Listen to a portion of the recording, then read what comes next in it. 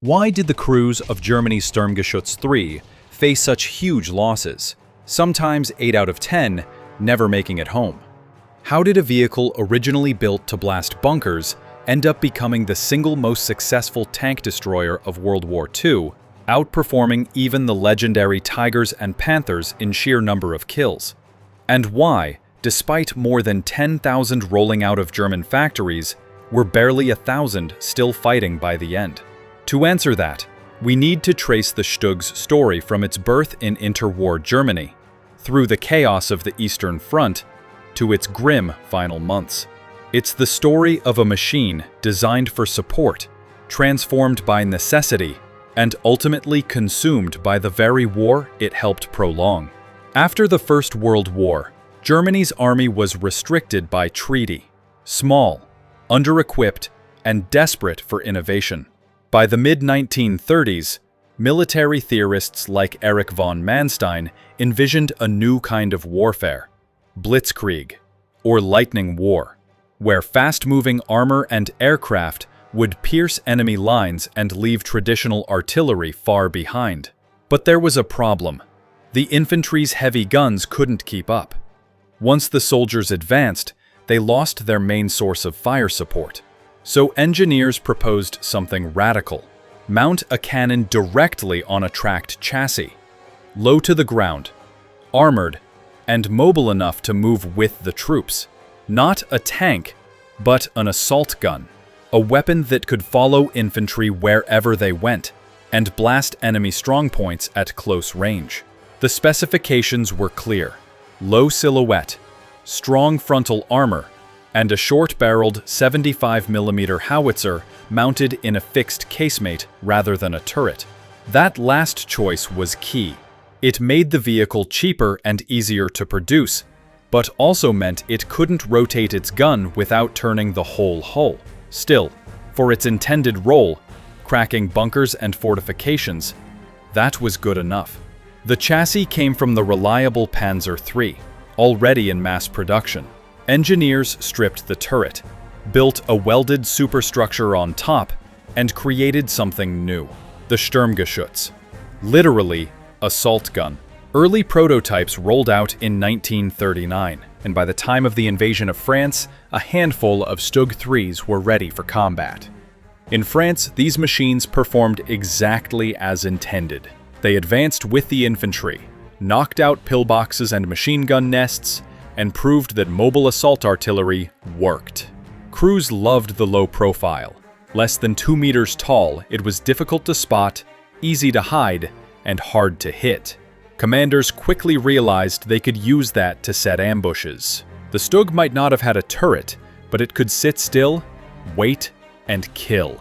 The early version's short 75mm gun fired only low-velocity shells, deadly to bunkers, useless against tanks. At that point, nobody cared. Tank duels weren't its job. But war rarely lets designs stay static. When Germany invaded the Soviet Union in 1941, its armored columns tore across the plains with shocking speed. Then, almost overnight, they ran into a nightmare: the T-34 and the KV-1. Both were faster, tougher, and more heavily armed than almost anything the Wehrmacht had seen. Anti-tank weapons that worked in France bounced harmlessly off Soviet armor. The Germans suddenly realized they needed more firepower. Fast. Engineers rearmed the StuG III with a long-barreled 75mm high-velocity cannon, the same gun used on the Panzer IV. This single change transformed the vehicle. What had been an infantry support gun now became a potent tank killer. Its low silhouette made it perfect for defense, and its gun could pierce most Allied tanks frontally. On the endless steppes of the Eastern Front, that mattered. The StuG could lie hidden behind a ridge or among ruined houses, fire first, and vanish before enemy gunners even spotted it. Suddenly, Germany's most common armored vehicle was also its most lethal. By 1943, the StuG III-G variant had become a refined weapon. Roughly 24 tons, 80mm of frontal armor, and a gun that could punch through nearly 90mm of steel at 500 meters. It wasn't glamorous like the Tiger, but it didn't need to be. In an ambush, it was invisible death. Entire Soviet tank formations were shattered by small StuG detachments hidden along defensive lines. In one engagement, a battalion claimed more than 400 enemy tanks destroyed for fewer than 10 losses.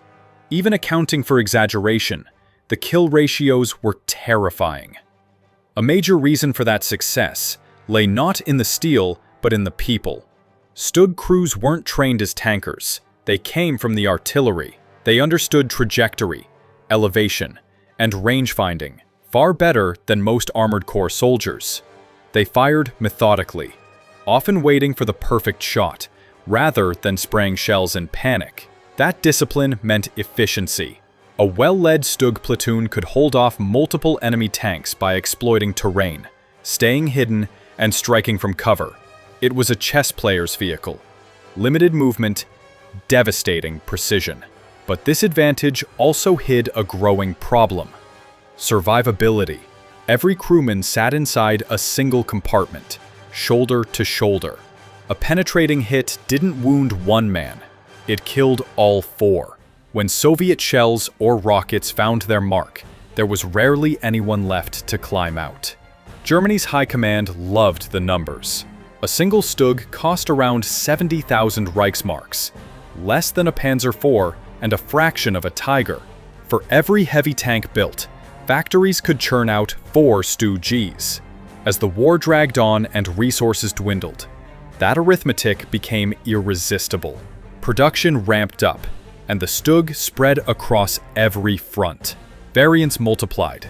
The StuG IV built on the Panzer IV chassis, the Jagdpanzer line that followed the same principle. No turret, just a powerful gun in a fixed hull. The design philosophy shifted. Stop building glamorous tanks, start building practical killers. By 1944, the StuG was the backbone of Germany's defensive armor, its fire brigade for a collapsing empire. The term fire brigade wasn't a metaphor, it was literal.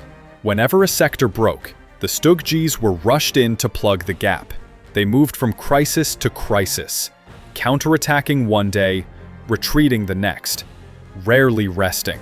Every battle meant new losses, and replacements were scarce. In these conditions, casualty rates skyrocketed. Crews fought until they ran out of shells, fuel, or luck. When a vehicle broke down or was immobilized, they'd scuttle it to prevent capture and move on. The same low profile that once kept them alive now meant cramped interiors and little chance of escape once hit. And as Allied air power grew, life for any German vehicle on open ground became a gamble. Fighter bombers hunted columns, while in cities, infantry armed with new-shaped charge weapons stalked the streets. The StuG's thin roof and sides offered almost no protection. From above or from the flank, it was a death trap. By 1944, the StuG III was showing its age. The design dated back to the 1930s, yet it was still expected to fight newer, faster, better-armed enemies. Meanwhile, Germany's logistics collapsed. Fuel shortages stranded entire battalions. Spare parts vanished. Training time shrank from months to weeks. Young recruits replaced veteran gunners. They lacked the discipline and precision that had made early StuG units so deadly. Now, many died before they ever fired their first shot. The once elite artillery crews were gone, replaced by conscripts in hopeless defensive battles. Still, the StuG's presence on the battlefield mattered. It slowed Soviet and Allied advances, inflicted losses out of proportion to its cost, and bought Germany precious time. But by 1945, the writing was on the wall. Of more than 10,000 built, barely 1,300 remained operational. The rest lay burned out on roadsides, fields, and forests, from Normandy to Stalingrad. Statistics can't capture what those losses meant. Inside each low-slung hull sat 4 men: driver, gunner, loader, commander, breathing the same fumes, sharing the same fate.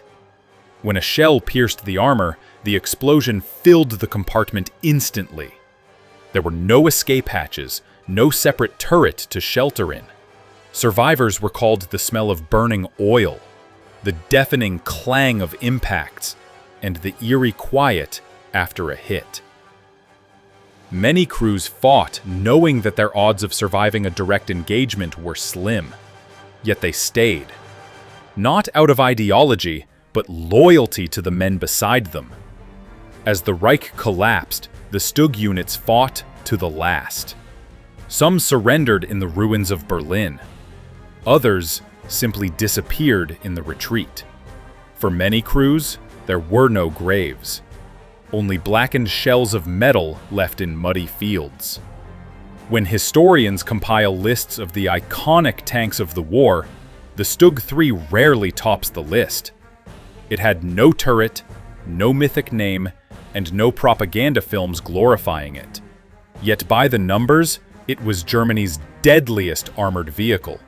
It destroyed more enemy tanks than any other, cost less, and could be built faster. It was the perfect weapon for a nation on the defensive. Simple, deadly, and expendable. But that same practicality doomed its crews. Every advantage came at the price of human lives packed inside a steel box with no room to run.